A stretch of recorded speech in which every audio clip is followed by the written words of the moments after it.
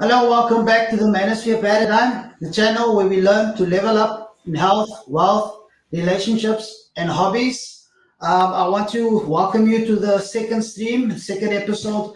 When it comes to the Manosphere Paradigm, like I said last night, it is a platform that I'm trying out and experimenting. And obviously, when it comes to being able to record videos and editing it after the fact, you always put your good side or your best side or best front or the best perspective of yourself, or as you would say, the best view, depending on how you say it. But the thing is, there's something where it's live, it's in the moment, and if you screw up and you mess up, the show just goes on because the show has to go on. It's something that I'm trying for the first time. I'm getting to enjoy it. And the more I learn and the more I grow, you guys will be front seat in seeing that and basically enjoying the journey with me.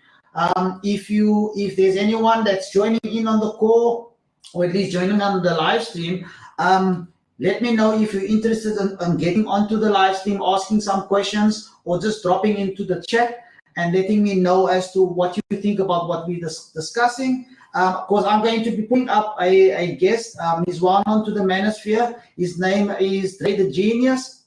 And we're going to be talking today about the challenges within modern dating. And he's going to take us through a presentation that basically takes us through in a nice and structured way the type of steps that you as a man need to take in this modern dating environment that we find ourselves. So it's all about learning. It's all about just understanding that there is a game that needs to be played. And if you're going to participate in any game, you need to get good at it. You need to practice, and you need to know the rules, and also need to know how to get around. So without further ado, I'll add Data Genius to the discussion, and we can take things further from there.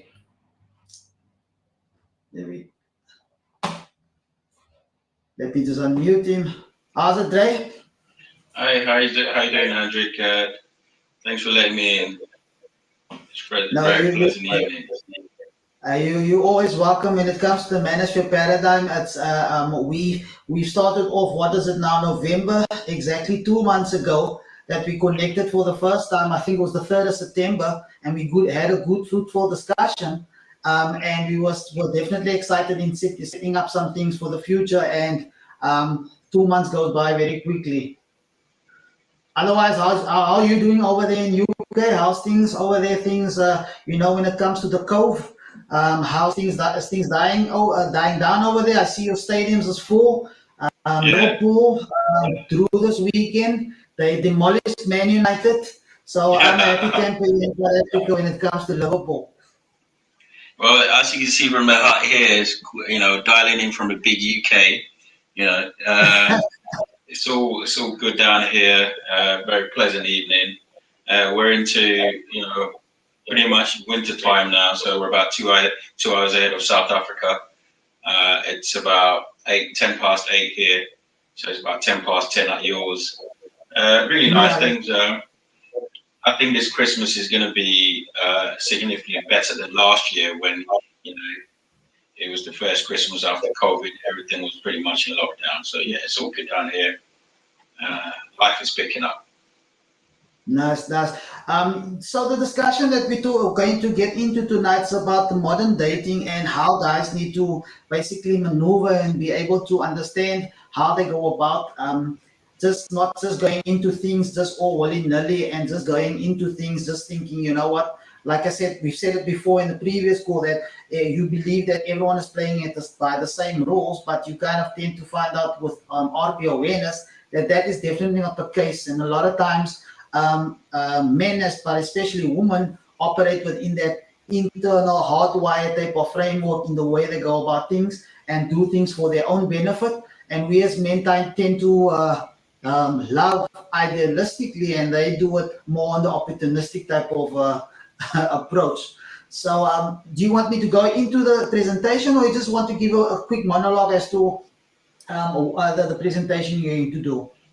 Yeah, you can bring the front screen up and maybe we can run through the agenda and I'll talk through some of the things I'm going to talk about, or I'll give a brief overview of some of the things I'm going to talk about tonight. Okay, great stuff. Let me just get that onto the screen.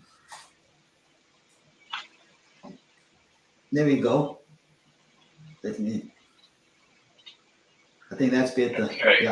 Yeah, that's better. I mean, what I'm planning to present tonight, as you say, is a kind of abstraction view about the challenges of modern day dating and how men can rise to that challenge. Because as you say now, women love idealistically, but even more so now where you have a mixture of feminism, you have the empowered women. Now women have their own career. They have a natural abundance mindset because they get approached by men all the time. And you could say, besides RP awareness, men were a bit out of sync with this increasingly powerful gender opposite that we are trying to date. Because ultimately, men and women are better together than we are apart. So what we're going to get into tonight is a kind of an insight into some of the common mistakes that men make. I'm going to talk about one-nighters, having the abundance mindset, accepting rejection, how to master the game, and being RP aware is one thing. Applying it strategically within the dating environment is something else, and hopefully I can touch upon that tonight. Cool. Let me get into the first one and just click on the overview. Okay. So in terms of overview, so some of the things I talked about, I'm going to talk about the challenges of dating that modern day men face today, some of the tools that you can use, and the sources, the sources of kind of what gives you the platform to be able to date women. So I'll talk about those sources. I'll talk about your approach. I'll talk about the do's and don'ts. That's quite important. I'll talk about common mistakes that guys make, and also sealing the deal. Perfect. Let me just.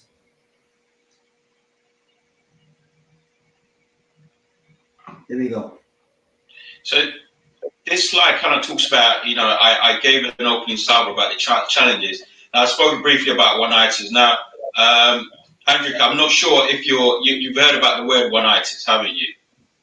Yeah, no. When it comes to the manosphere, it is something that is frowned upon because men kind of like have this negative. One-nighters is basically looked at it has a negative connotation because you are fixated. The one-nighters is where you fixated on one particular person, and that person is kind of like holding the keys to your happiness. And a lot of times we forget that before that person came into your life, especially a woman, that you were happy before they arrived. So you need to understand that your happiness is within yourself. And you are the one that's creating your world around you and manipulating it. So one-nighters it basically goes back to there's lots of fish in the sea. Yeah, absolutely. So for me, put simply, until you're in an exclusive relationship and you're married, one-nighters is a challenge that men have to overcome. So that's focusing on one partner to the detriment of other potentially attractive partners. So Yeah. from your start of dating to dating exclusively to marriage, there are stages where one-nighters can have a debilitating effect or devastating effect on Yeah. men. So I'll touch upon that, and that's closely linked to the abundance mindset. I'll talk about the strength of your emotional competence framework. That's your self-awareness, your social awareness, how you can harness that to master the dating game. I'll talk about dealing with flakiness, social media, feminism, and engineering genuine mutual desire. Okay.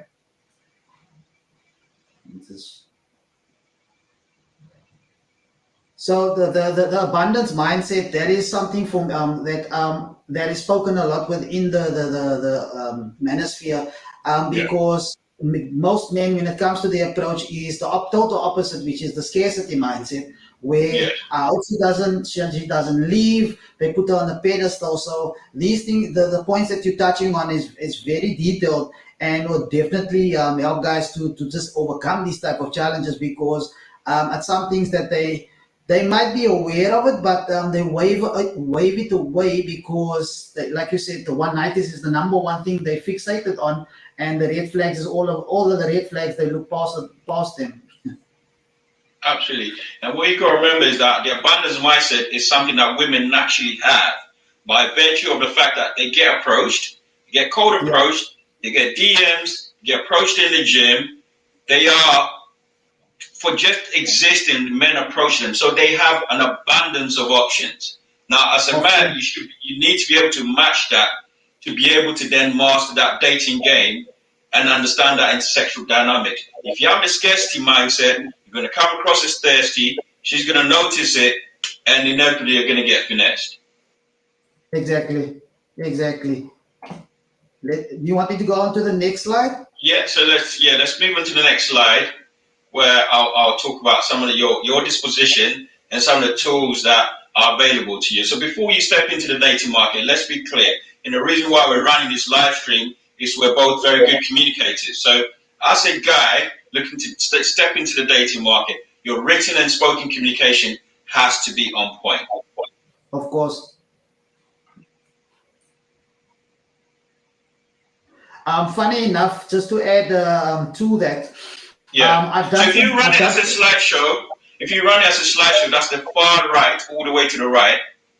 To that small button on the right. Go, keep going right, keep going. Yeah, that clearly. one. Yeah. The If issue, you the click, issue is, if I do that, what happens is the screen that I'm sharing with you, and the screen get that you. I'm the StreamYard screen that I can see everything in the studio goes away, Yeah, and I don't have access to any of those control tabs. So that's a bit tricky for me. So this is kind of like the best way I can do it. got you. So what I wanted to add to this communication, I've done some research in South Africa, and I've looked at we call it Stats SA. It's basically all the statistics when it comes to the amount of people in our country, the different races, the men versus women, and looks at various stats in employment. And one of the stats I looked at, which was the marriage and divorce stats in South Africa. The weird thing was that 54% of women basically they are the ones that's filing for divorce here in South Africa. 54% of them are filing for divorce. The weird thing of it is that 80% of those divorces that 50% of women are filing, you'd always get the term where women tell you, you know what, is because of maybe the guy's cheating and this, that, and the other. But 80% of the reason that they are filing is because of communication. 80%. That is the main reason for the marriage to be dissolved, because of communication. It's mind blowing for me. I mean that for that 80% of them are filing for the mere fact that of because of communication. I don't know the type of communications that expected, but I mean for a marriage to be dissolved just because of communication, it's just weird for me. Yeah, I mean the root cause of it, and what you got to remember is men think, women feel. And then that's where you get into the womanese aspect of it. When men communicate directly, women communicate almost covertly. We communicate Yeah. overtly. So I said, Guy, when I wrote this down, you really have to understand the art form of communicating with the woman and the mixture between thinking and feeling. What they always say, I feel like you're not treating me right. I feel like you're not listening to me. Whereas we say, you know, this is wrong.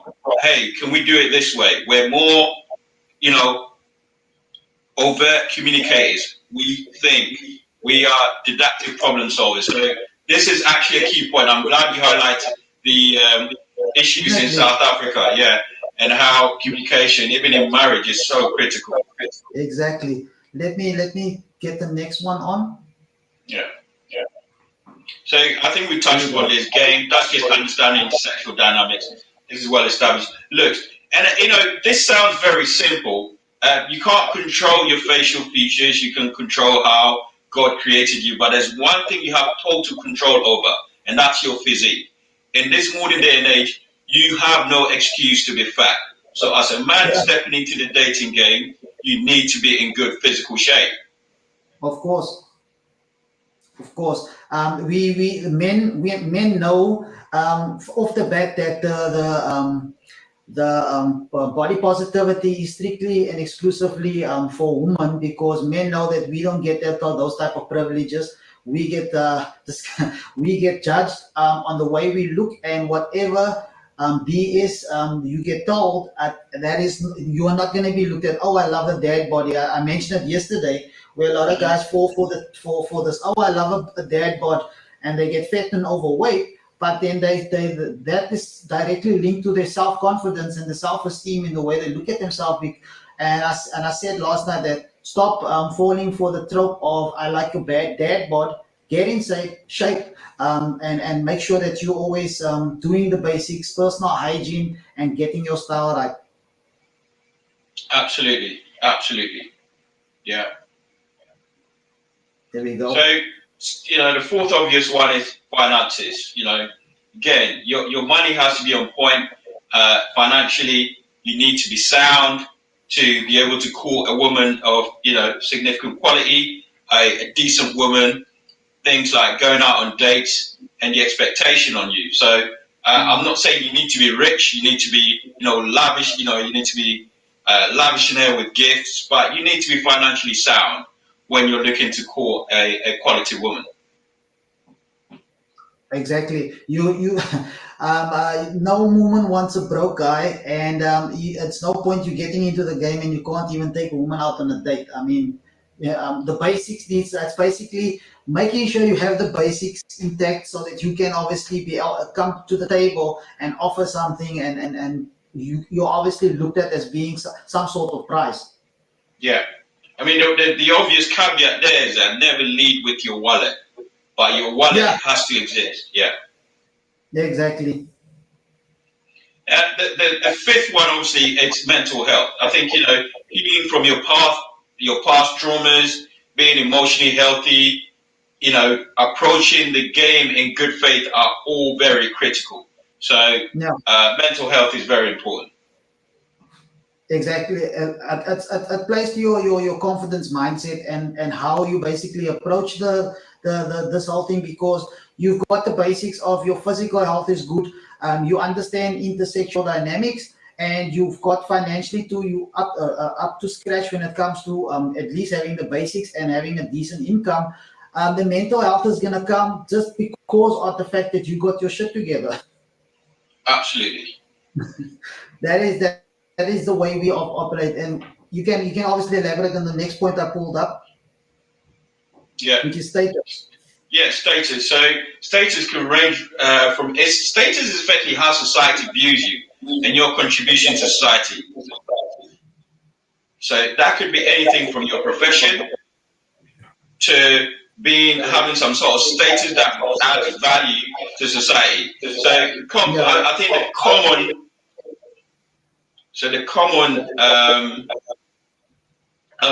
common place to understand status is what professional capacity you exist in for the woman to view. Because again, women don't want to date people who are jobless. They don't want to date people who live in their mums' houses. They don't want to date people who drift from one place to the other. What is your contribution to your society?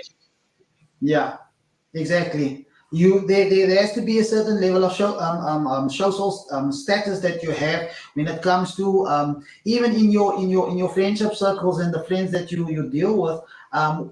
Your woman or the one person that you bring into your life, so she will see the level of respect that you are given by others when it comes to close friends and comes to close family, and that will build rapport for you, so that she can understand that you know what, there's a certain level of respect. Everyone looks at you, and there's a certain level of dependency that people have on you to be and where you can provide them guidance and create and bring structure to their lives. So people look up to you as being that type of person or that type of guy, and that but definitely builds rapport. 100%.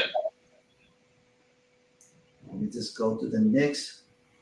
So I think you touched upon this one, confidence, which kind of links Yeah. back to it. And another critical point, this is a very this is something that a lot of guys sometimes struggle to deal with, and that's Mm. accepting rejection. As a guy, you need to understand you're going to be rejected by an awful amount of women. That she's going to reject you based on how you smile, what you're wearing, how your pinky toe, your pinky looks like, whether you've got bags under your eyes, Yeah. anything. You need to come to acceptance of this female disillusionment and this feeling better. Yeah, no, it's about how she looks at you. If she sees you as a two or a three, there's nothing you can do about it.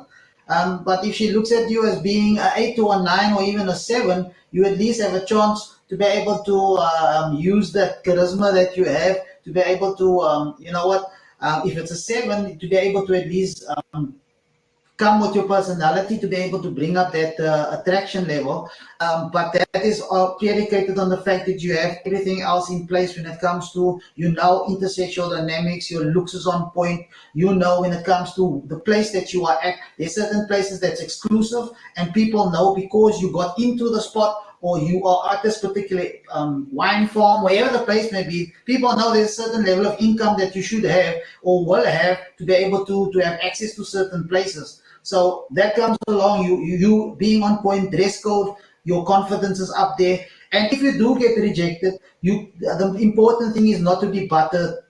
I've actually got a funny story about that.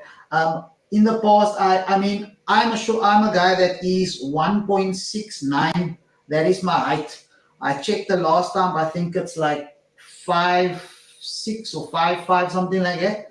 And I've always been a shorter guy. And I had to rely on the gift of the gab and always making sure that I put in the time in the gym and being on point with the points that you mentioned earlier.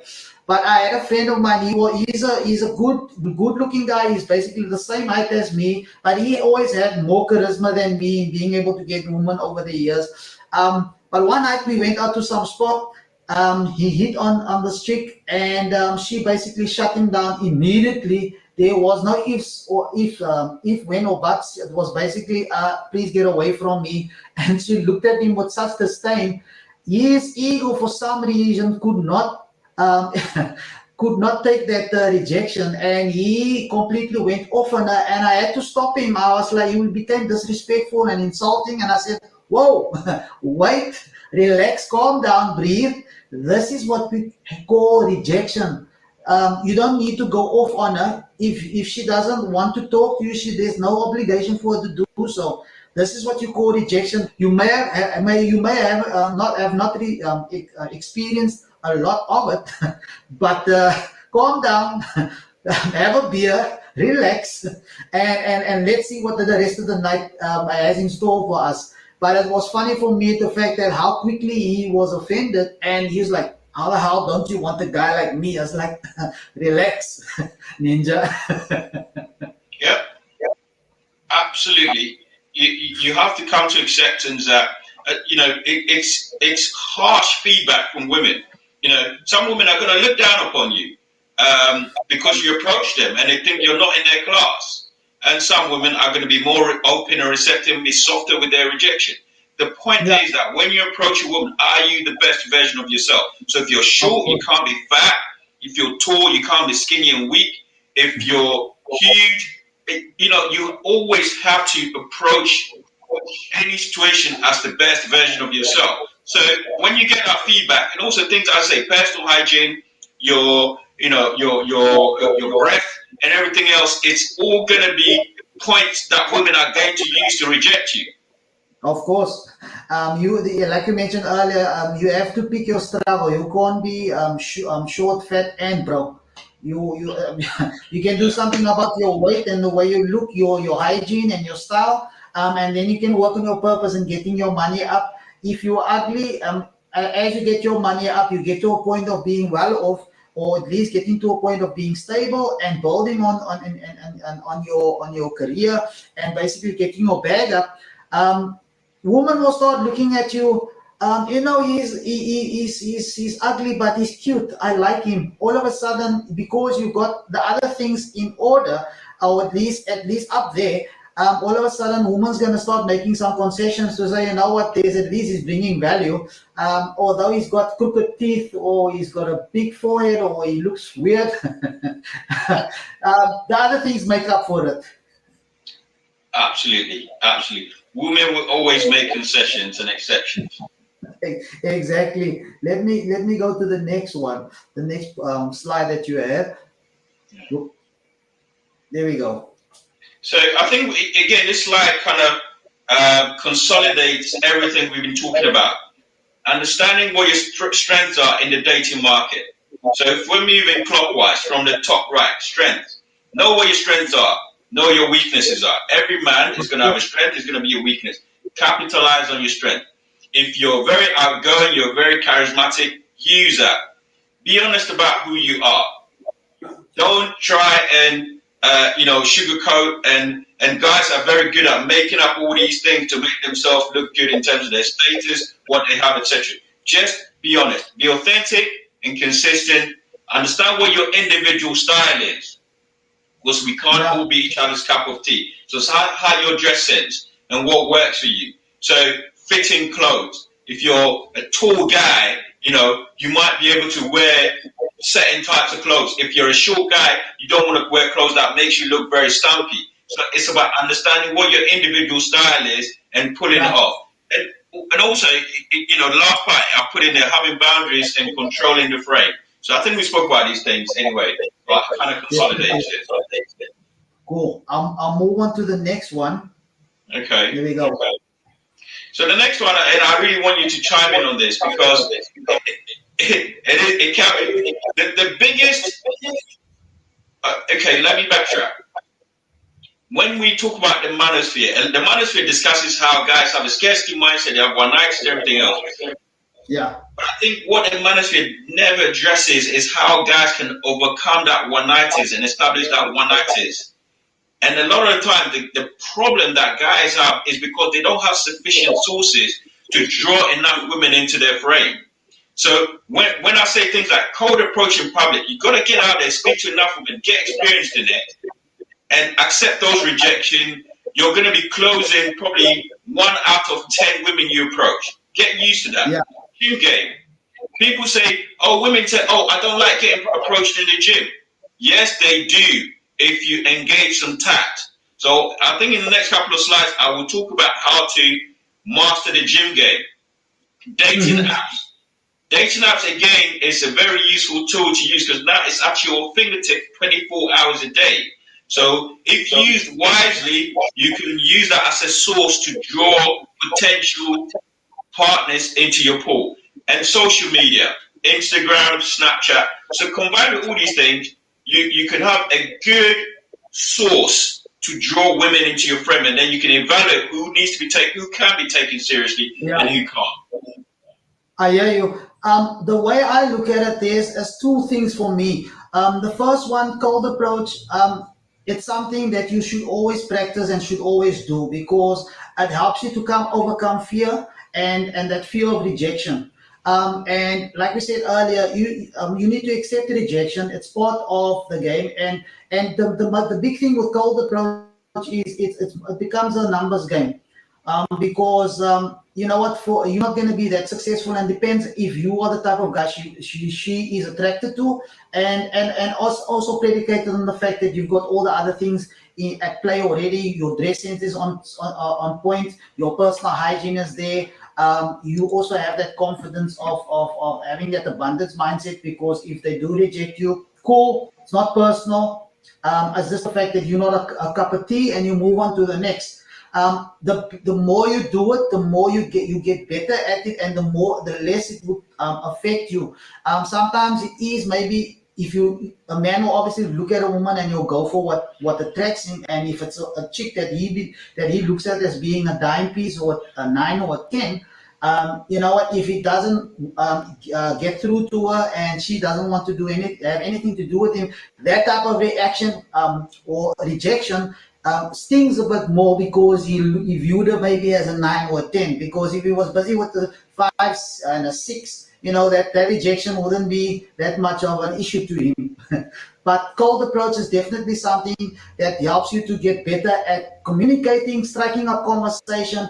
And I always say to guys, when you go anywhere, I mean, when I go out to a jazz concert, I enjoy going to jazz concert, whether it is jazz music, live music, and those type of gigs, live hip hop type of gigs. I enjoy going to those spots, and I would be at the bar ordering a drink. There's a couple of guys or girls standing at the bar. I'll strike up conversation. I'll just talk to them, and my friends, I'll be standing there for 10, 15 minutes waiting on my drink, and I'll be having a chat and conversation with them. And then the friends or the crew that I've went to the party or the spot with, they'll ask me, is that colleagues of yours, or that friends that you know? I was like, no, I don't even know these people. And I said, but you were talking to them like you know each other for years. And I was like, that is the level of social skill that you need to constantly develop when it comes to being able to talk to people.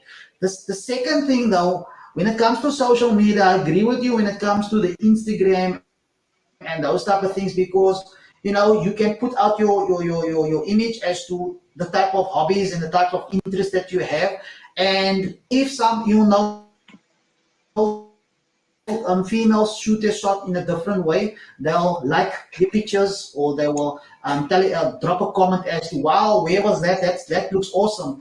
That is the type of choosing signals they'll give to you. But that is because you're putting out this image, not at the level of being fake, but at the fact that you're authentic and you enjoying your life, living your life, and doing your hobbies and the things and family, whatever. All those type of pictures with friends, with family, build rapport, that they can see that you're obviously not the creepy dude and not the weirdo. But when it comes to dating apps, that when it comes to Hinge and Bumble, I've watched a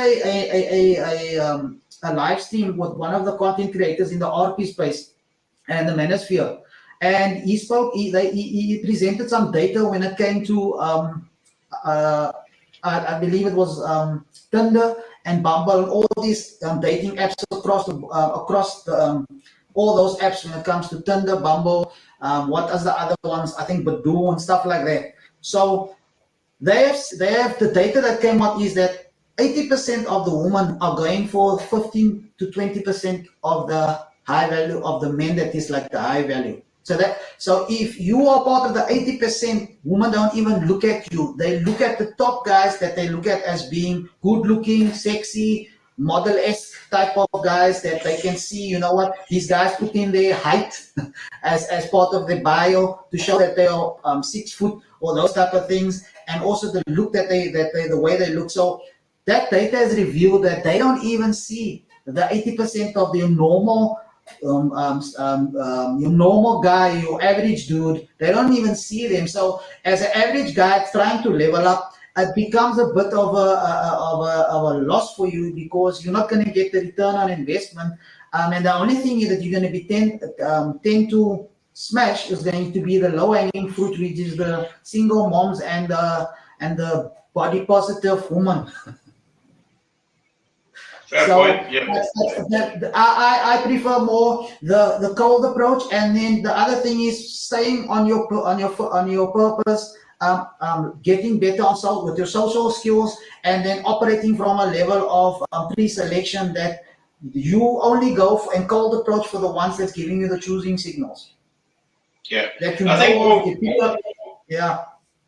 I think what we've got to recognize as a man, you've got to rely on all your sources. You cannot prioritize. You have to use everything to draw them into your outer frame. And I'll discuss that in the next couple of slides. Okay, there we go. So the absolute no is very simple. Again, this is probably, as I said, in some parts of the manosphere, people advocate these things, but I think, as you said, it's a low return on investment. That sugar sites, only fun sites, any other sites where women are promoting paid content, it's a complete waste of time for you. Because, yeah, sorry, go on. No, I said it's transactional. It's transactional, yeah. So transactional, you're already going in, you're automatically being forced to lead with your wallet.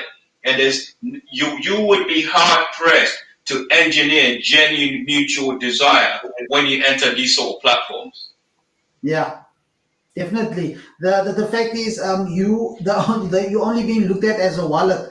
And that is most of the time that men complain. The thing that men complain about when it comes to women, but yet a lot of guys subscribe to these things because that is what they believe is the only way that they can get in with these women. But ultimately, they are something very hard, and they are spending money down a moneyless pit that is going to be no return on the investment. And on top of it, I mean, like I said, it's transactional. If you go the cold approach route and you approach women, you hit it off, you go to obviously getting to know each other and take things further down the road. Whatever happens after that is basically comes from a level of validation as a normal interaction between a man and woman. And the fact that you guys, she likes you, she likes what you see, she's attracted to you, and the two of you guys just go along with it. And if you guys become intimate and have sex down the road, obviously that comes from a genuine desire, and you are the two of you wanting each other. But the transactional thing is just a wallet. The type of engage or intimacy that you're gonna get there is going to be lackluster because it is done because there is money is being provided. So sometimes people do say, if I have money, I'll perform better, but that's never the case. If it comes from a genuine desire, that's much better when it and normal for a more of a type of not just long term, but more natural type of interaction. Yeah, absolutely. I mean, actually, you hit the nail on the head there. Guys complain about the same problems that they're perpetuating. You know, they complain about women being gold diggers, etc. But then you enter these sugar sites and you're validating them by, contributing to the problem. Exactly. So this one we talk about. I think you've hit the nail on the head. I mean, run through this very briefly. But cold approach, I think you already spoke about. Look for choosing signs. Avoid social awkwardness. Go back 1 second. Yeah, avoid social awkwardness. Smile, guys. When you approach it, smile. Don't look so serious. It's not that deep. Just smile. It's meant to be an enjoyable experience. Don't always be desperate to close the deal, because I think a lot of guys, when they cold approach, they go in the expectation that I need to make it happen. I need to get her number. But sometimes maybe have a brief conversation and leave it there. Remember, the more you practice, the more confident you get, the more you become better at it. So don't be so desperate to close the deal. And the more natural it becomes, because they can pick up that thirstiness, and you are in your brain have some type of clock that's running as to a shot clock going that's running in the background for you thinking there's a shot clock running, that the fact that you need to take your shot, and you rush through things, you start mumbling and start waffling around, and then you completely come across as not confident and not sure of yourself. So the thing is, it is practice, but it's more of being natural about it, and you take the cues from her. If she sees she's into you and she's open to conversation, you ask her some questions that opens discussion. But if you see she's closed up herself, you know what, you need to start learning the body language cues as well. Yeah, my girlfriend used to say to me, I mean, when guys approach you, she already know what they want. So you can never match. Yeah, you can never match a woman's social sharpness with social awareness. She's had that training from a young age. Soon as guys start approaching it, so without choosing signs, you're already up against it. So don't be socially awkward. Don't look so desperate. Keep it brief, 3 to 7 minutes maximum. Don't talk forever and perpetuate a conversation that's not getting anywhere. I think what's the last one? The screen kind of blocked it a bit. I say make eye contact. Yeah, and always, seek alternative contact details. Women still hold their telephone numbers very close to their heart because there's an element of privacy about it. So if you can get a Snapchat, go for it. If you get an Instagram, just be careful. Instagram, I also be careful with Instagram because unless you have a really good Instagram account with good following, steer clear because you're just going to be one of their followers. You're just going to be one of her followers, and she's going to ignore your DMs. Exactly. You kind of like when the Instagram becomes more of being a fan than anything else, and falling into the category of being another orbiter because they probably got. I mean, the type of game that women learn and the speed that they learn it is because so many men approach them, so they get to learn faster than men do because and men are slower on the learning curve because unless they push themselves and put themselves out there, they're not gonna have interactions that they can learn from and get better at. But women, just because of the fact that they are women, have more interactions, way more than men, and that's why they faster. They learn faster. They know what the man is coming over to talk to her about, and she can basically start eliminating him as soon as he can, depending on how he carries himself and bring himself across. So they've got the upper hand, and we as men need to just brush up on being better and presenting ourselves better, not in a fake way, but just like I said, natural and genuine way. Yeah, and if you're going to go for an Instagram, make sure she adds you. Don't just add her. Make sure she adds you, and then you can demonstrate value through your stories, so she can then see your story. But if you just add her and she's not following you, she can't see you. Exactly. So And I mean, and the fact that she's not following you back, that says a lot. I mean, I think that's you give at least a couple of days. You can give a couple of days. If they don't follow you back, then you cut your losses and then you move on. 100%. Otherwise, Yeah. yeah. I've got the next slide up, which is gym game. I'll pull up the first point that you mentioned. Yeah, so we talk about gym game and how women say, "Oh, I don't like to be approached in the gym. I beg to differ." They do, but you need to engage some tact. So you need to understand some prerequisite. You must be in shape. If you're a fat guy, you go to the gym, the expectation of meeting women, it's not going to happen for you. Women, more often than not, come to the gym because they want to get in shape. They look for guys who are in shape, and they try and align themselves with these guys. So a prerequisite, if you're going to approach in the gym, is you must be in shape. So I mean, everyone is being judged on their physical attributes, especially in the gym.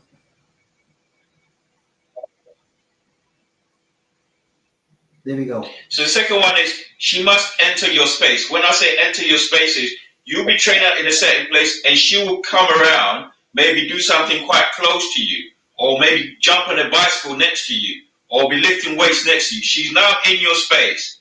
She's sensing somebody who's chasing their purpose. That is a potential, that's another form of choosing sign. What I say is do not enter her space. She must enter yours. Of course, that's where the pre-selection comes from. Absolutely.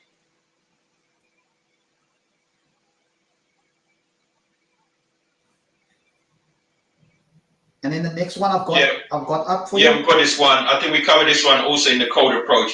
Always, guys, don't be desperate to close the deal at any cost. Okay? Be prepared to walk away and have a brief conversation. Same thing, seek alternative contact details, keep it brief, look for body language, make her laugh, smile, make it an enjoyable experience for her. Exactly. You need to leave her with something to be excited to see you again at least. Absolutely. So these are the things that I think you were talking about earlier about dating apps and how they can be a bit of a, I guess, counterproductive to having an enjoyable dating experience. I think dating apps are really useful if you use it wisely. Because I take the point about women only see the top 20%, but if you play a tactful game, actually, you'll be able to penetrate that barrier. It doesn't matter whether you're 2 or 3 or a 6 or 7. because Yeah. you're not going to be able to match the number of likes that women have on dating apps. So one, Yeah. use good English at all times. Don't text me. Your profile must be authentic. Guys, don't lie about your age. Don't lie about your height. Don't lie about your career. Don't lie about your location. Be open and honest about who you are. Exactly. Okay? You're gonna be Deal with found out in high. any. Yeah. There's nothing worse than turning up on a date and you don't reflect what the woman thought you were. So you either lied about your age, you lied about how tall you are. You have to demonstrate value through your profile. And you can do that no matter how tall you are, no matter how short you are, no matter, as long as you're the best version of yourself, right? You will get some success on dating apps. And I say also deal with high interest women only. Responsiveness is key. You message her, she messages you back promptly. That's showing interest. If she comes back to the message 3, 4 days later, she's filling the gap with other people. Don't Of course. entertain such women. Be patient. Communication is key. Just remember, as soon as you match with a woman, you're demonstrating value, right? Through your communication, through your profile, and through how you manage yourself. Do not sound too desperate. Do not be too prompt to ask for a number. Stick to the app. Communicate with her for a couple of days. Once you lead somewhere, you can say, hey, here's my number. It'd be nice to hear from you outside of here so we can talk. If she wants to get in touch with you, she'll get in touch with you. Photos. Photos are critical to success in dating apps. That's why I say 1 to 2 clear photos of your face. She needs to see what you look like. No filters. One in business attire. Ideally, in a suit, a jacket, demonstrating value, demonstrating some social value. Yeah. One doing something fun. Okay? And one, because that tells her that you have a good social life. And one in a social surrounding. Smile in your photos. So photos are critical. Now, a lot of women say, this 20%, 80% thing is very prevalent. But I can tell you, as if you are the best version of yourself and you have an authentic profile, women, once they get to the epiphany years, don't really care about these things. So when you're dealing with the youngest type of women who are still in the whirlwind phase, looking for the tall, hot fun guy to chill with, you're not going to have success with those women because those are the women who are chasing the 20%.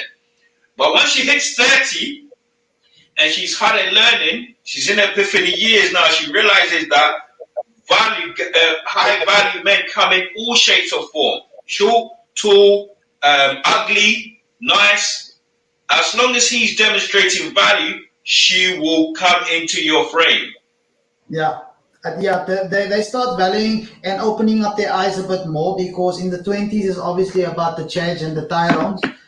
And that is the ones that are so it's more about the looks and the type of exciting existence and life it brings to her world. And that is mostly how they're driven. It's not all women, but predominantly the majority of them in their 20s is for that. But once the 30 hits, the epiphany phase he kicks in, they know that I can't go on like this. And Yeah. it's also the phase where they go over time when it comes to thinking about having children, having family, and being more stable, and understanding that the things that they valued in the 20s is not necessarily going to be the things that's going to give them long term security and provision from a proper guy that can provide that to them. So they start to, like you said, start looking at a bit deeper and going at least 1 or 2 levels deeper when unpeeling the onion and going to understand a bit better as to what type of guy is giving some men a bit more scope with the length of time that they talk to him, and they know sometimes if it was the guy cold approached them, they would have been just flaky about the response and the way they talk to the guys because you know what, he's not doing it for her. But now they'll entertain it a bit longer and see, you know what, let's see what he can bring to the table, and that is also just another window of opportunity that you have as a guy.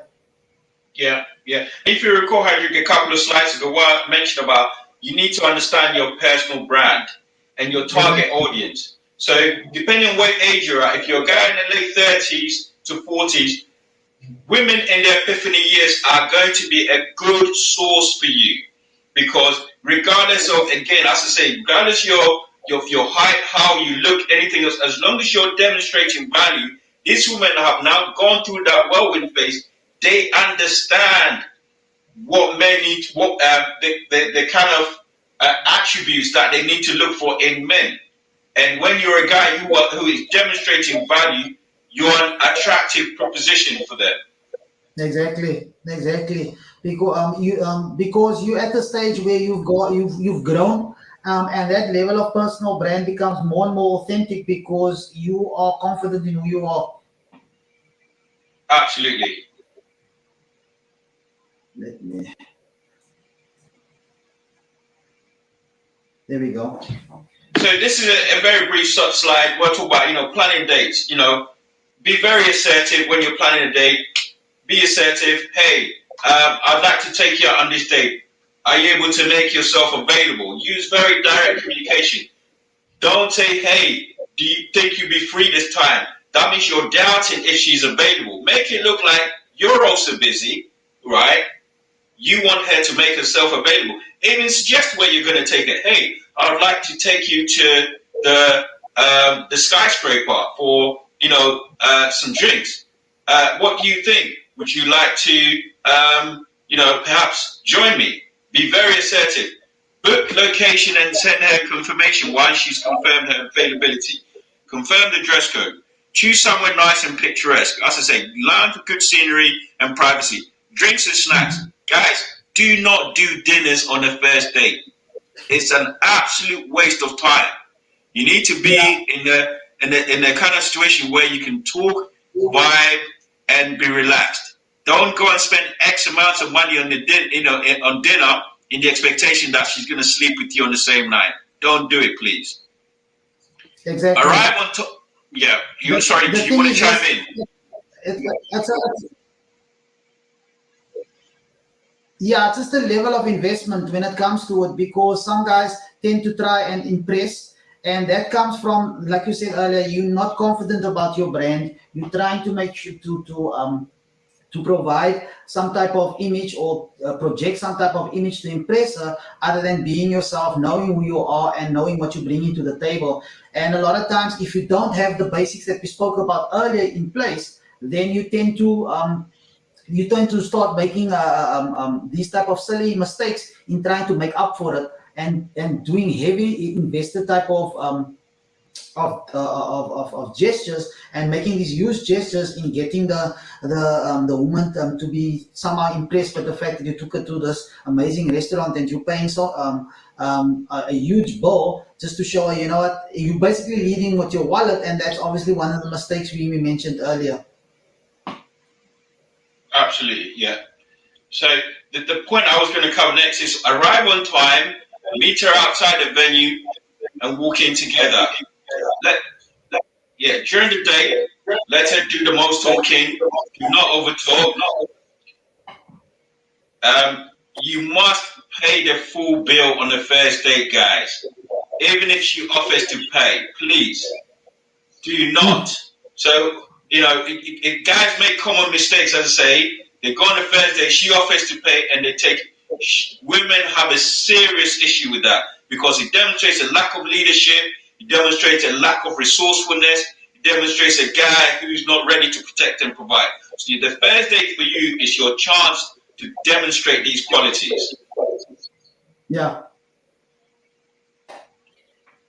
And I said also, show interest in her personal safety. Women want to be safe with you from the start they meet you.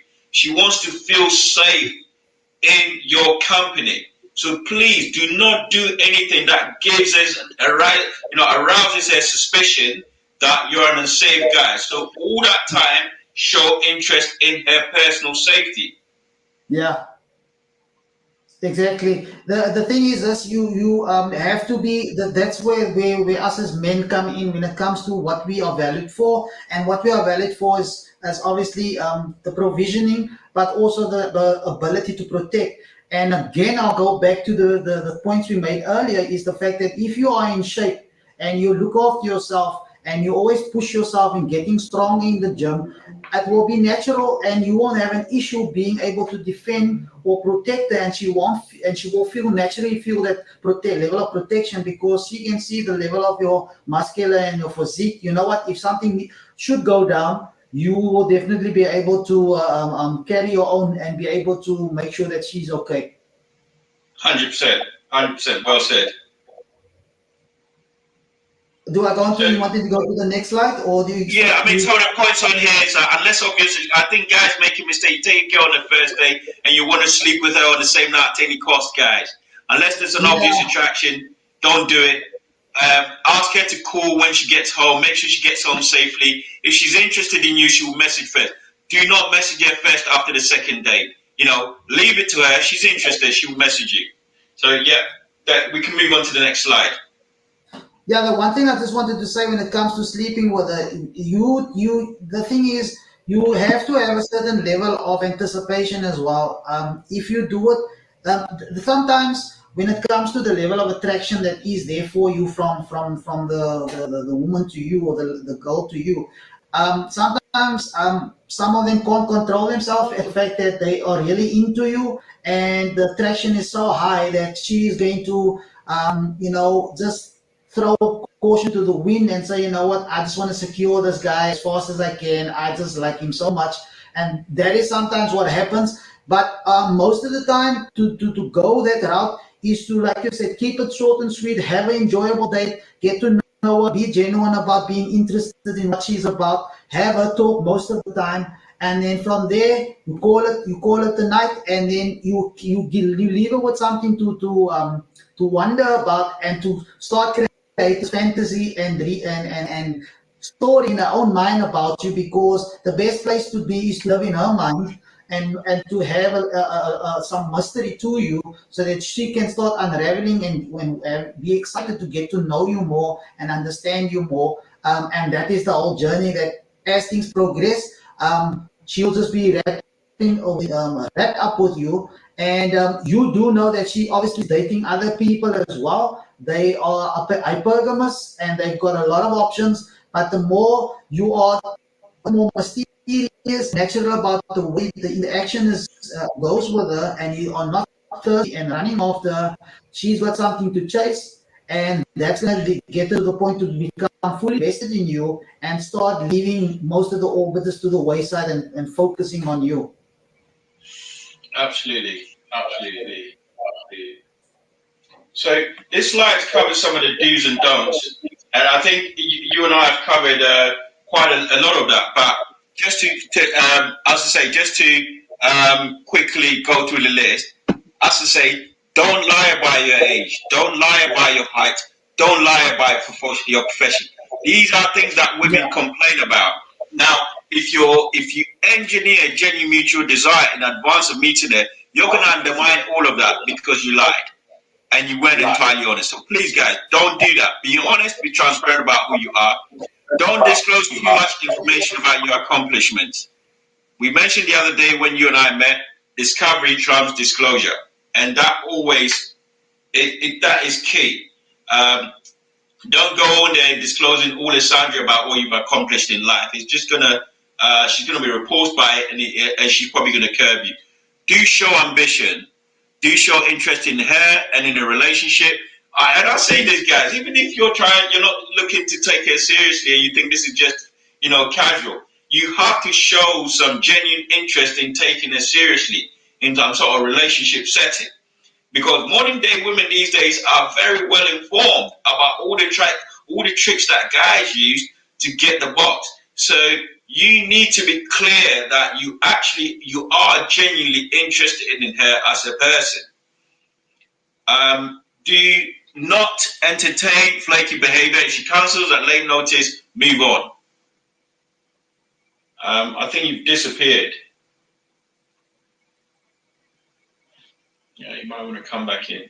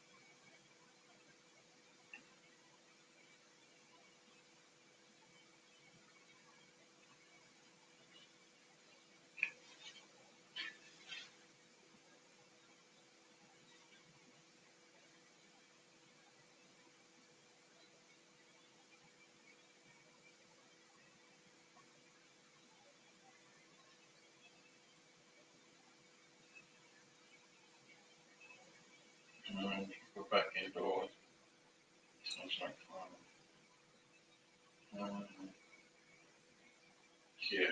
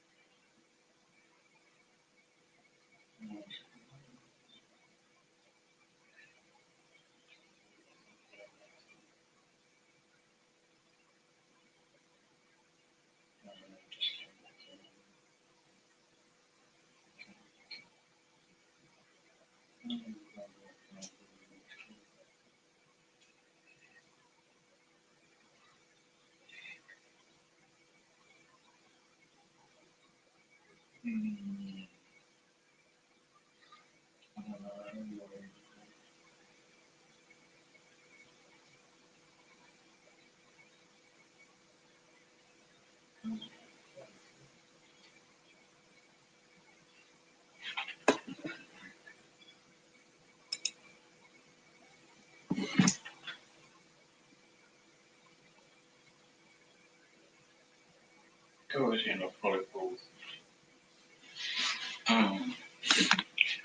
So, kind of find goes in a follicles.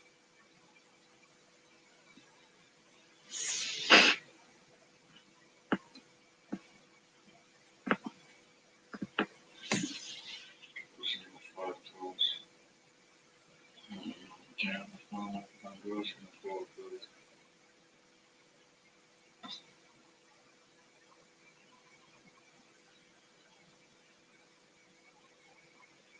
Goes in a follicle.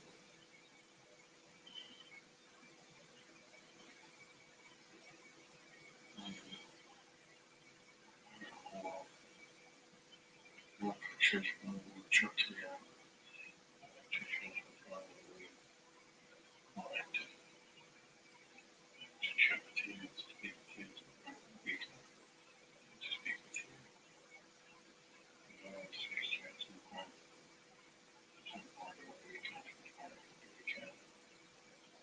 we can.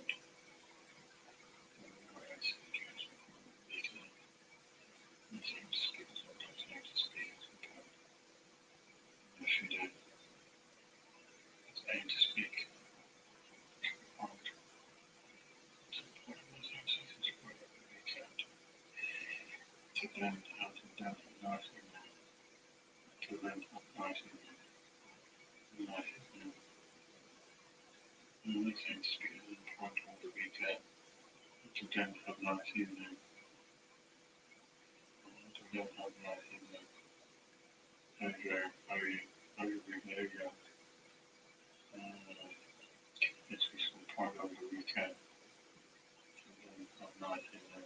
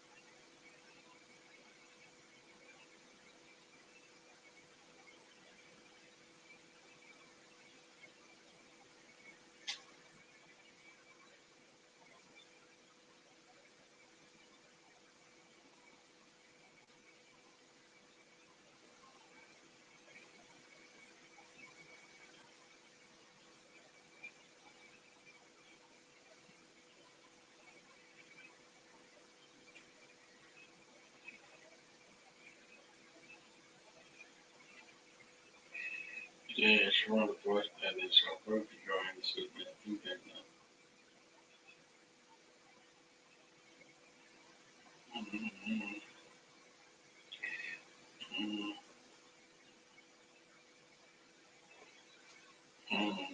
Tomorrow, Tuesday, tomorrow, tomorrow, tomorrow.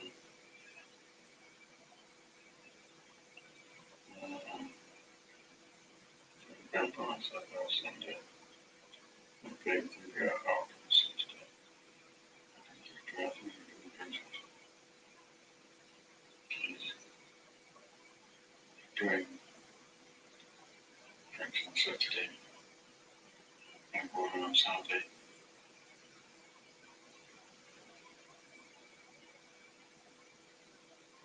And going on Sunday. And going on Saturday. Should be going on Sunday. It's going to work. So I'll be doing this. I've made my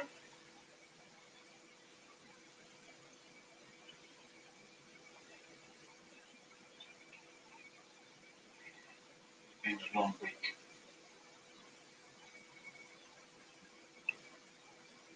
How about you?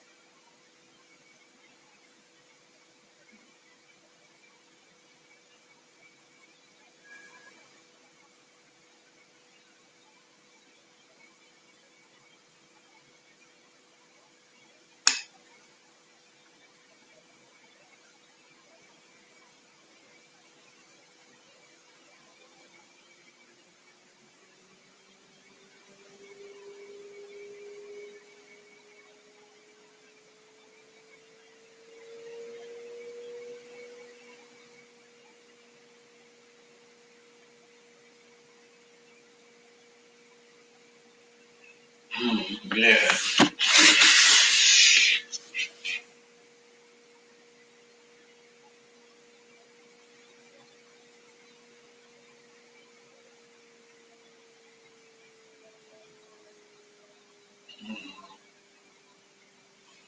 Shit.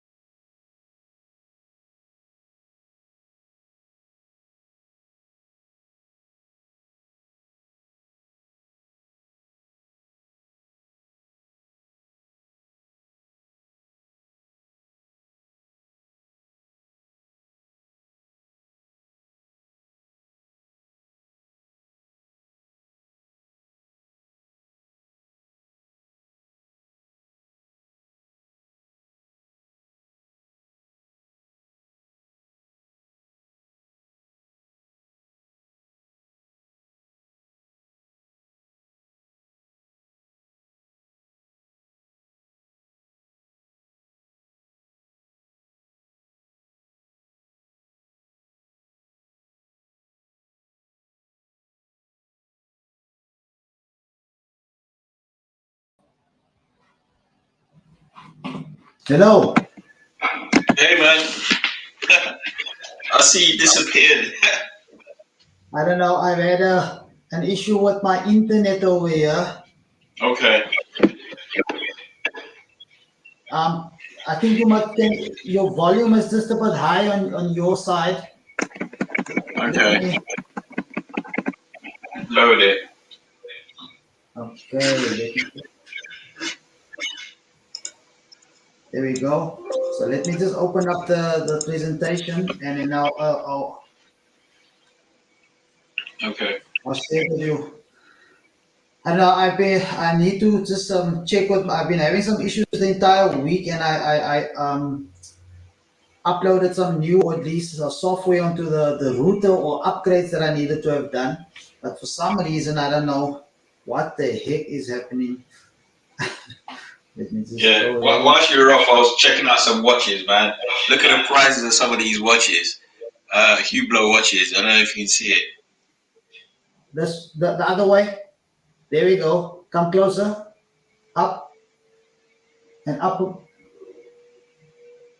What? What is that? Thousand? What is that? Pounds? Yeah. 30 grand for Hublot watch. You blow. Yeah.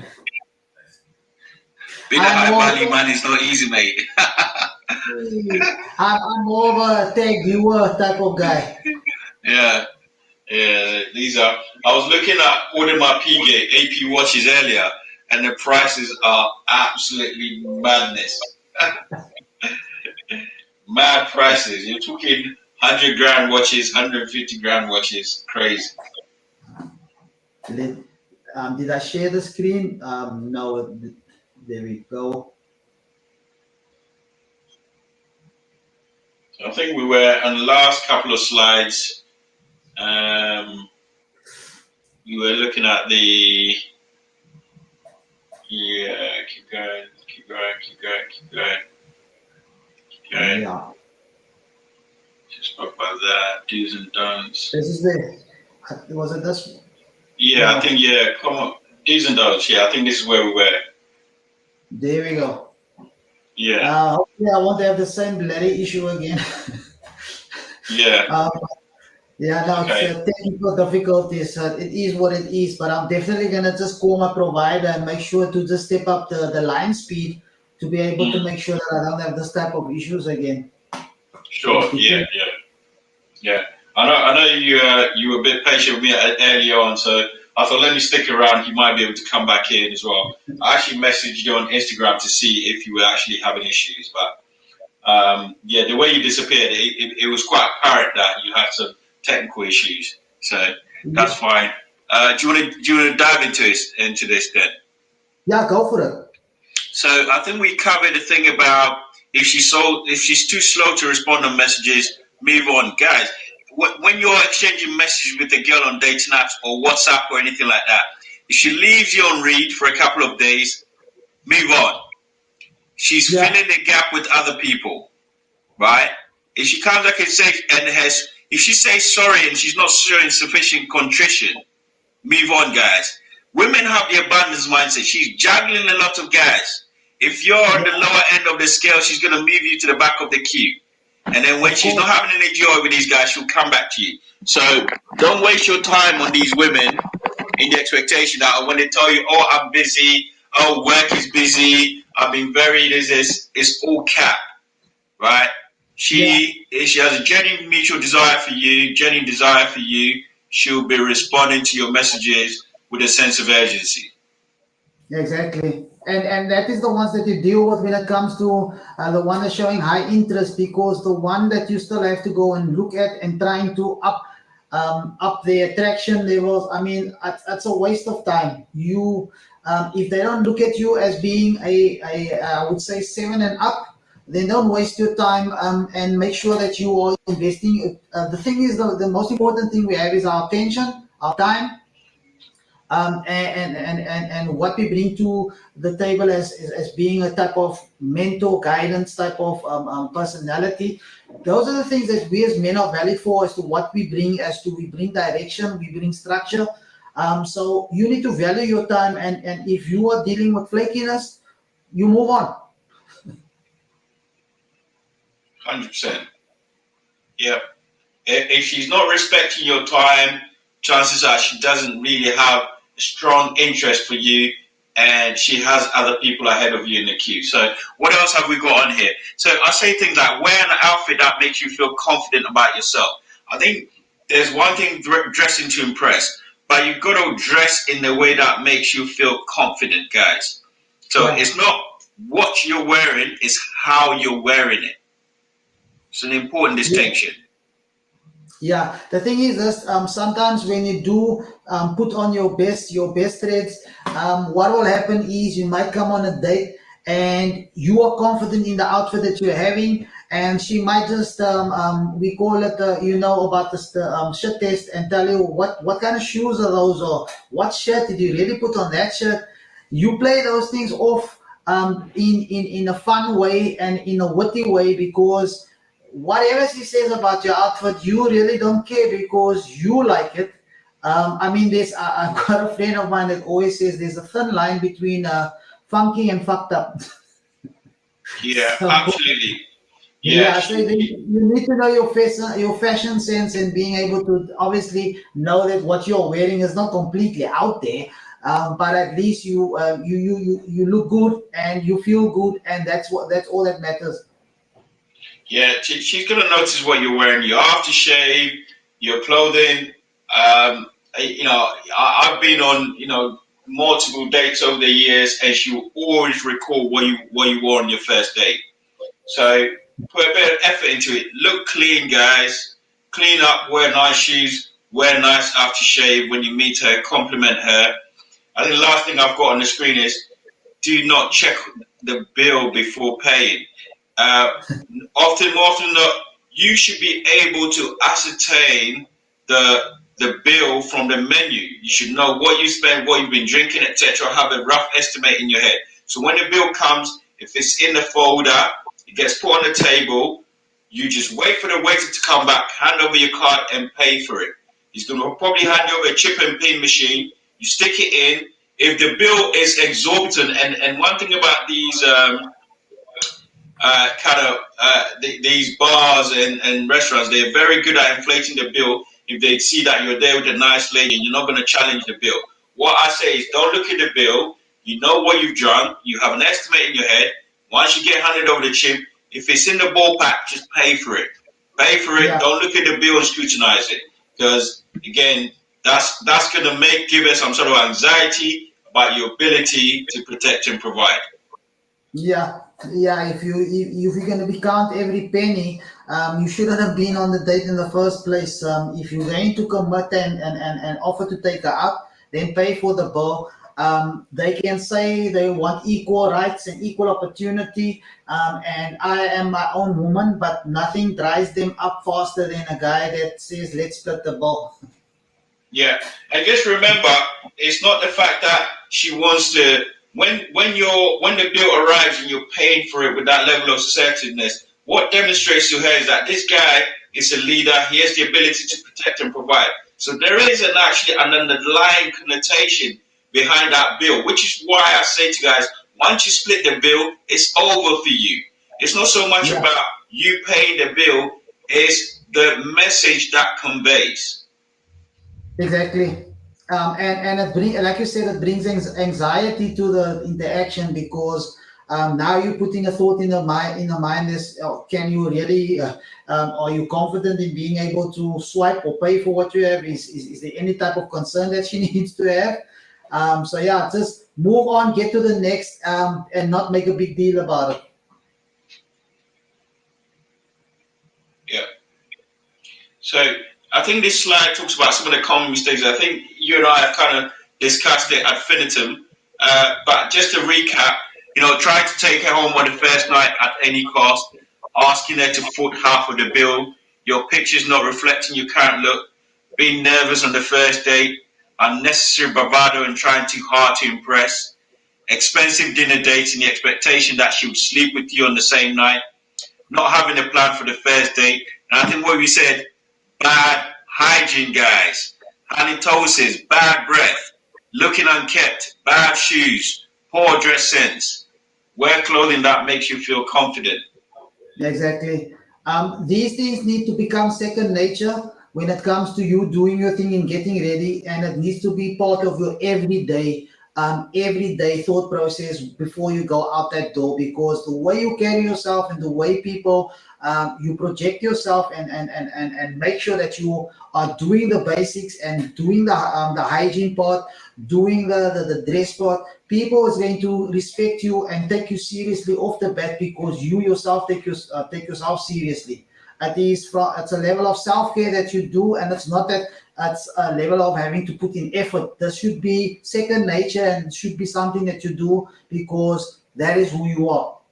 And you need to work at making sure that it becomes part of your daily routine. It's not a matter of feeling that, you know what, am I like a woman standing in the mirror every day? But you don't need to stand there for hours on end. If it's a decent amount of just making sure you look right before you go out that door and you're projecting the best that you can to the world, you know what, opportunities and things is going to come your way because people can see you respect yourself. And if people respect you and they know that you are a person that carry yourself on a certain level, people is going to approach you in that way. And like I said, doors is going to open for you as well. And in this Yeah, case, I when it agree. comes to dating, at these legs that were open. True. Let me go to the next one. So, yeah, so this is about sealing the deal. So, again, I think we covered some of these things about you should not be too quick to take her on a second date. Bide your time, date other people in between. She should acquiesce to your frame. The best rises to the top. So if you've got enough in your inner frame, you'll be dating in between. Your thirstiness doesn't come across. She's going to be asking you, oh, are we going on a second date? Even some girls are known to ask guys, hey, are we going on a second date? That tells you she's interested. Be consistent with your communication. So whilst you're dealing with other women in between, be consistent with the first date. If she messages you, message her back, keep her in the frame. Be patient. Assess the situation. Only ask her to come back to yours if the time is right. It can be anything from immediate to a couple of weeks. And there are some of the signs to look out for. By the third date, you should know she's really into you, she's comfortable and safe. This is a key word, guys. Safety for women is paramount. The moment you Yeah. feel safe in your presence, the experience becomes a lot more enjoyable for you. Definitely. That level that you bring across when it comes to the way you interact, the way you make you feel, and the way that interaction is more natural because you are authentic in the person that you are. And a lot of those things are unsaid. Um, but you do the basics when it comes to your grooming and everything else. But a lot of the things that the way you conduct yourself, the way you have a natural conversation, talking about topics, getting her point of view, understanding learning how she thinks, and getting to know the type of person she is, the time and effort that you put in to doing those things, and as you have conversation, you then have this you say the things that she's told you, you say it back to her in conversation, and she'll start picking up that you're obviously taking note about what she's saying and intently listening to her, and that also creates a level of connection that will deepen that sense of security from you, and will steer away from that level of you just a guy that comes across as being creepy. True. Yeah. Absolutely. Again, that thirst can't come across. Once you're able to establish that abundance mindset and you have enough in your frame, your thirstiness doesn't come across. And if she likes you, she will naturally get in the frame. Of course, of course. And when you talk about she's curious about your living arrangement, she asked to come over to your place. That is when you know you are basically you've accomplished and done everything that we mentioned, right? And you have now progressed to the stage where she is now feeling comfortable enough to know that she's not dealing with a cycle. She's dealing with a level-head guy. She's interested to know more, and now she wants to take it to the next stage and giving you that choosing signals and asking you about your place. And it's for you to offer. Yeah, let's say you can pop. Let's go to my place, have a glass of red wine, or let's have a champagne. Always have those things in your fridge stocked up so that when you get to your place, it's not just the level of just getting there and get into it. Sometimes if you are too quick about it, and you tend to give off that thirstiness, and then you would probably be putting brakes on the entire momentum that you've achieved over the night and progressed and finally progressed to that stage of obviously bringing it back to your place. So have a level of there's a setup that you have at your place. You have a playlist when it comes to the music that you can play in the background to just create that relaxed vibe. And you always have a bottle of champagne or a bottle of red wine that's there that you can always offer and make it comfortable. And the more the more you basically create that environment, the chances for you to obviously seal the deal. The fact that you want to go up over number one is it's where you now have the opportunity to seal a deal. But you have to just, like you said, create that environment that makes it feel comfortable, and that you can also pick up. You know what? I'm not just dealing with any old dude that doesn't know what the hell he's doing. I actually want to find out what he's all about and stick around because I some guys don't have these type of basics down. You get to their place, it's not even clean, or things doesn't look it puts her off basically.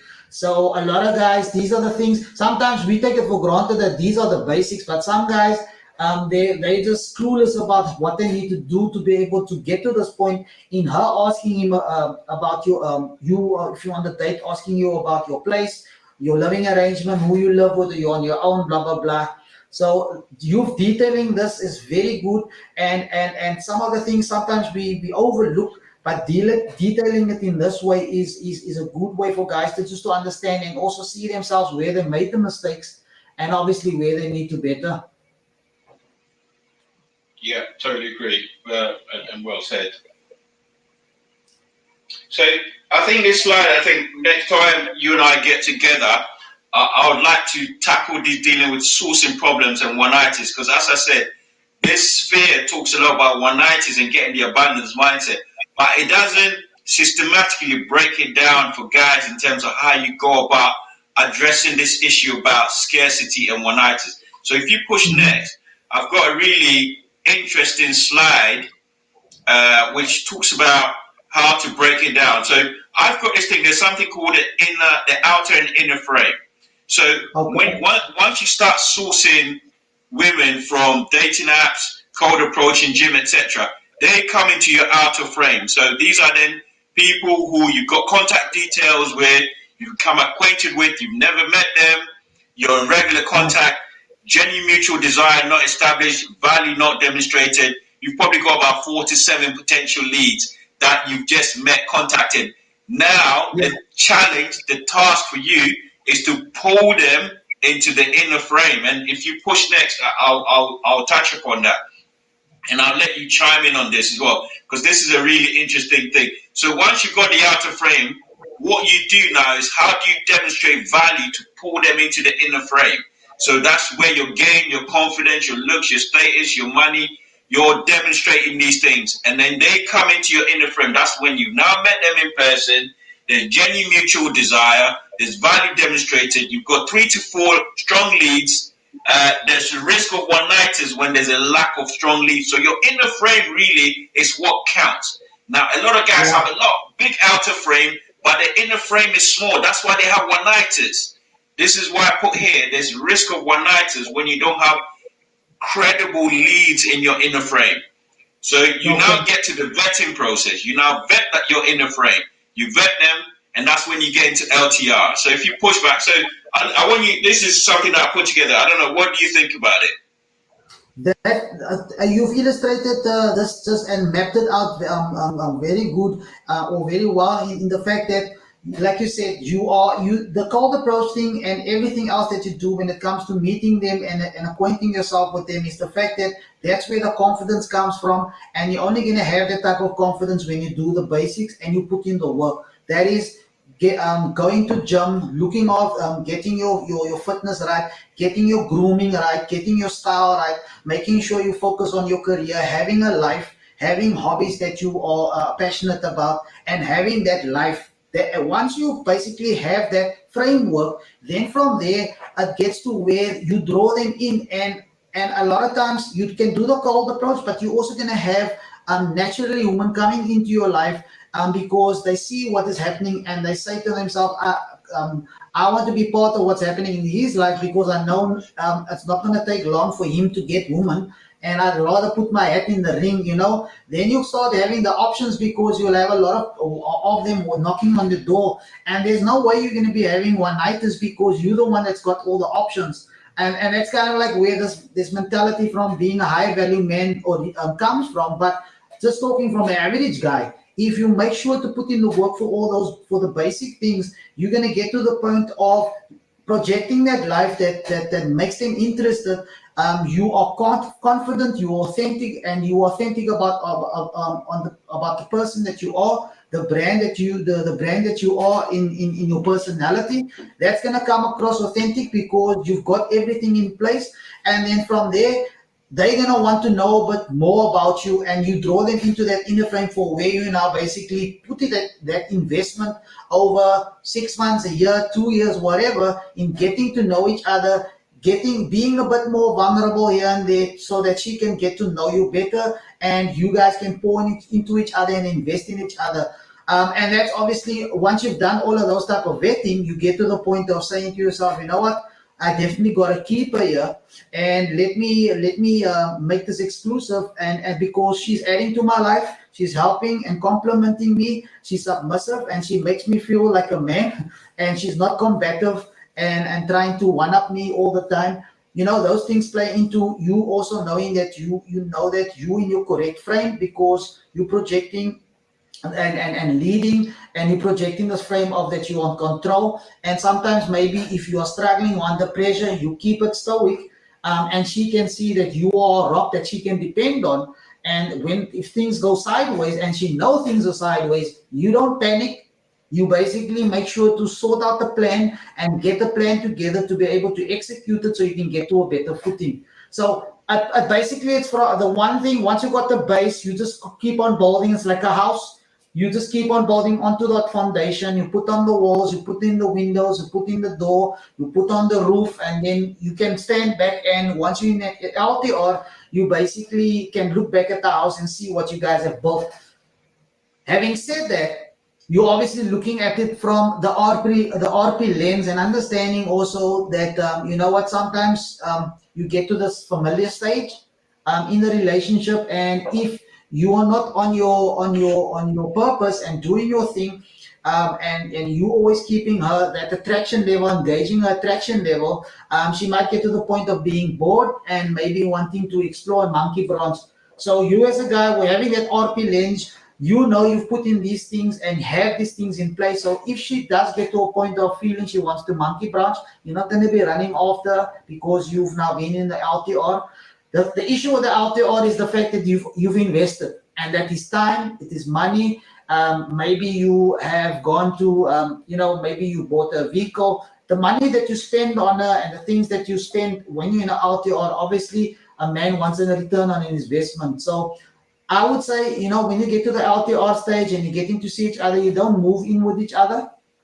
You don't give away that leverage. You don't move in, and unless make exclusive the fact that you're going to marry that person, and then you make plans to basically put things together and basically do the commitment. And you know what, we're gonna do this thing and we're gonna have kids, and but you're always looking at it from an RP lens, knowing that things can change, and when it does, and you're not getting out of it what you need to get, have that level of abundance mindset to walk away if it is not working for you, and if there's a certain level of disrespect that you're experiencing, you need to draw the line in the sand and say, you know what, if it's not working for me, you need to have the ability and the freedom to be able to walk away, because that's the ultimate power that we have as men.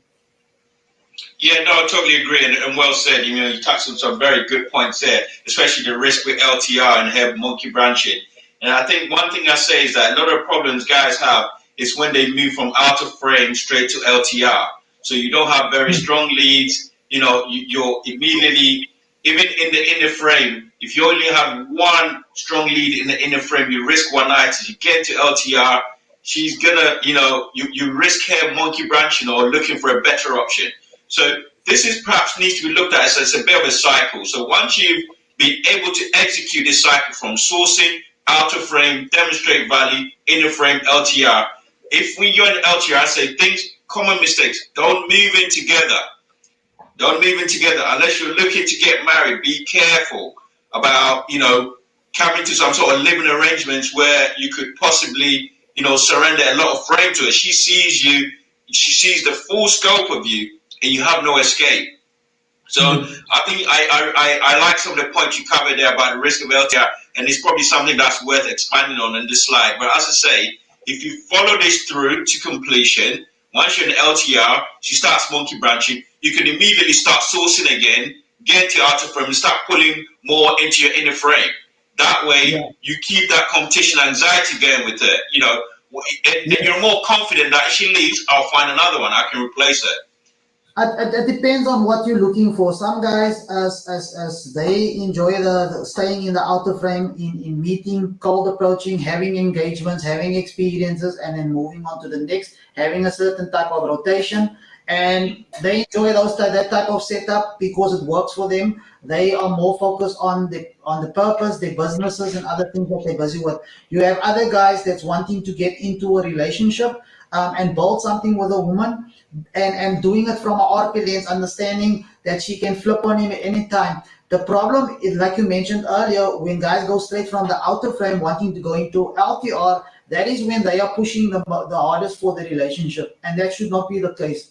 The lady or the girl should be the one that's pushing for the relationship, and having those conversations like, what are we doing with this relationship? Where are we going? What's happening with our relationship? Once she's having those conversations with you, she is pushing to have a relationship with you. Now that is the point that you will have the decision in saying, you know what, she's demonstrated, and she has demonstrated the fact that she's a good partner, and you've done the vetting over an extended period of time to be able to see that there's consistency and congruency in her behavior, and then the way she's conducted herself and assisted you and built you.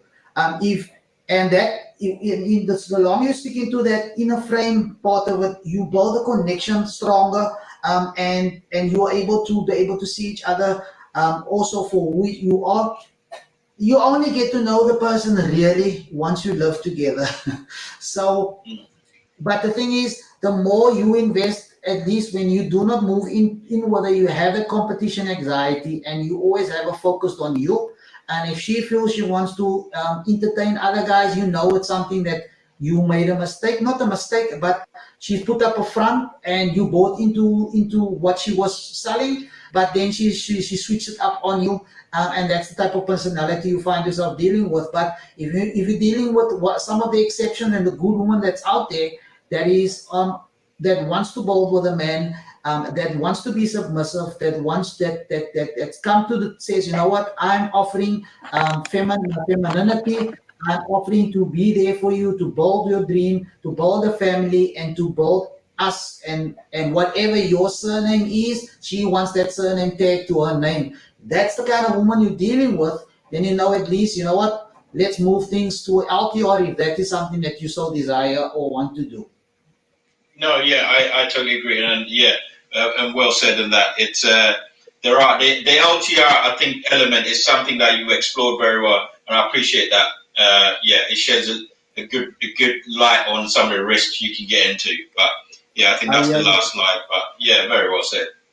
I had Kevin that popped onto the line earlier. I think it's well past his bedtime. And he dropped off the live stream, but most of them is going to see it tomorrow. And they're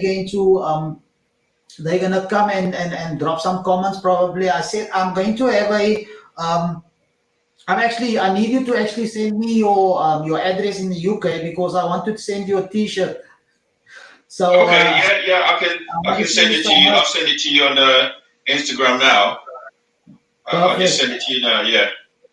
So yeah, now I'm actually wanting to create some more engagement in the comments, and what I'm going to Yeah. do is for the end of November and December, I'm going to the guys that's doing the most engagement and dropping in comments and giving me some feedback as to what their thoughts are on the content that I'm creating or whatever video this topic I'm discussing. I'm going to single them out and send them some merch, a T-shirt or a cap, just to say thank you for the support and their engagement when it comes to the channel and supporting me. No, yeah, I appreciate that. I'll send you my address now on Instagram. You'll have it, and yeah, why not? I'm more than happy to wear some of the merch.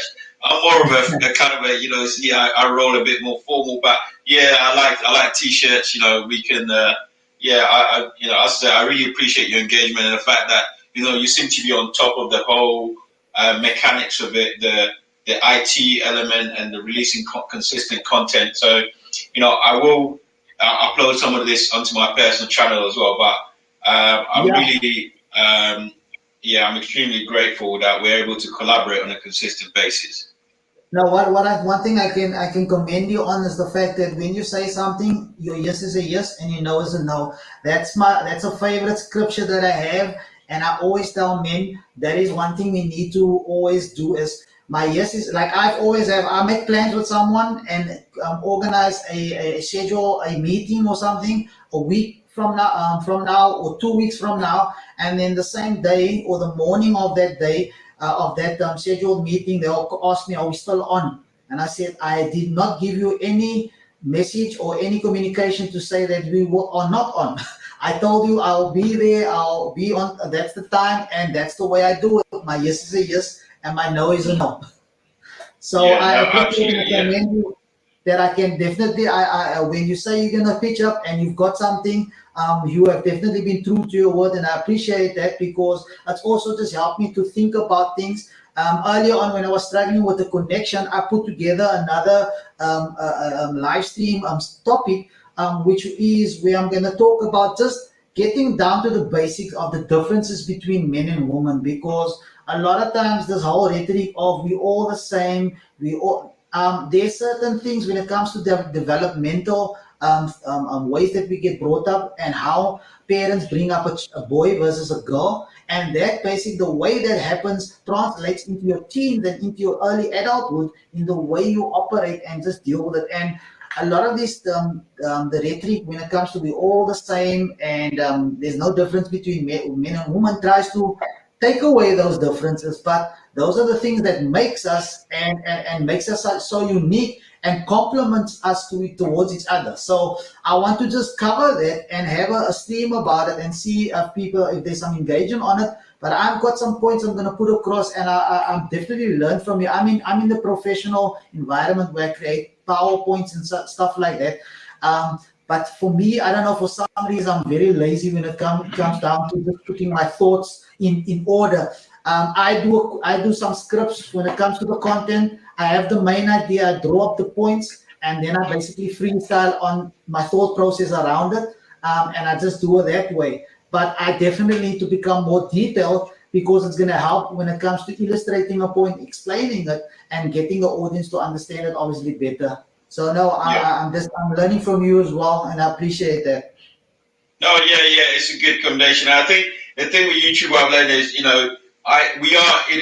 you're very YouTube it lends itself to visual. If so I think whatever you convey has to be visual, because when you're on the screen and you're giving a lot of verbal, sometimes people can become disengaged, and it's Yeah, always good for them to focus on something. So, which is why I put together the PowerPoint plan, and I think we interacted really well. I really like the way. I mean, I'll be interested to see how you cut it and how you kind of present it in the various shapes or forms, like when you do your editing. But I think it's quite good. It kind of takes the focus away from just pure interaction to actually looking at something visual. And as you say, when you set it out and you kind of put it in a methodical way, people look at it and think, actually, you know what, this makes sense. yeah, no, I hear you. The thing is, as you, I don't want to come across as though I'm waffling on and on, and just rambling on. I am following a coherent, can put together a coherent sentence and follow a thought through to be able to better illustrate it and bring an educational point across, so that we can obviously help in. I'm going to explore a bit more. I'm reaching out. You probably could see with the content I'm doing, the fashion stuff. So I'm reaching out to men's fashion content creators and trying to connect with them. I'm trying to connect with guys that's in the everyday carry when it comes to guns and making sure you know how to deal with protecting yourself in that way and learning about that way. So I'm exploring a lot of ways to just make the channel more interesting and also broaden the type of experience that men can get and learn, because ultimately it's a men's lifestyle channel, and trying to just help guys to broaden their mind, and also just to challenge them as I'm challenging myself. Absolutely, So absolutely, yeah. thanks for coming on tonight. I definitely enjoyed it, and we can definitely connect on the next one, and Yeah, and and, and put out some more content, and we can chat further on the back end. For the yeah. ones and the people that's going to be watching this live stream later on, um, come on to the next one. Get into the comments. Drop some questions. Tell me what I'm Yeah. saying is, if I am talking nonsense, or if what I'm saying is crap. The trolls is also welcome. I just love engagement. Yeah. I mean, one thing I But like to do is, yeah, sorry, you can go say. for it. Yeah, I mean, one thing I like to do is I do watch these videos back and I look for areas of improvement. And, it's about, knowing who you're interacting with and knowing your interaction style. So I am definitely also open to that learning and seeing how you do things and trying to, this is why I say that your, there was a slide where I covered social competence, your emotional competence framework, which comes from your self-awareness and your social awareness. So your Mhm. self-awareness is good, but your social awareness is what comes to your social interaction. So when I look at these Yeah. things, I always try and see how is the interaction, what could I have done better. So I hope that every video that you and I collaborate on is a progressive improvement on the previous one. It looks like you're frozen. Mm.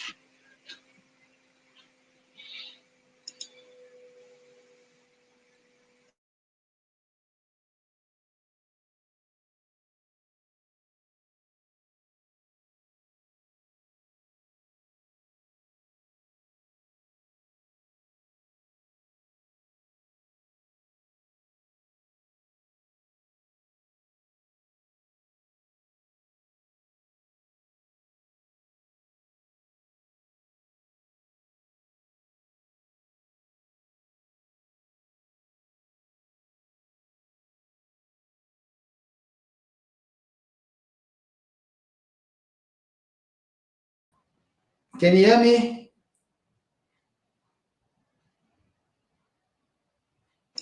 Yeah, I can hear you. Yeah, I yeah. I actually have load shedding. I've got load shedding in my area, so my internet and everything's down, and I'm probably gonna be going off now any second. Okay, okay. Well, it's been a But we'll pleasure. definitely connect and talk and do some more content together. Thanks for coming on tonight. I appreciate it, man. We'll chat on Instagram. It seems the easiest way to communicate. But yeah, thanks for having me, and yeah, enjoy the rest of the evening. So sorry about the show.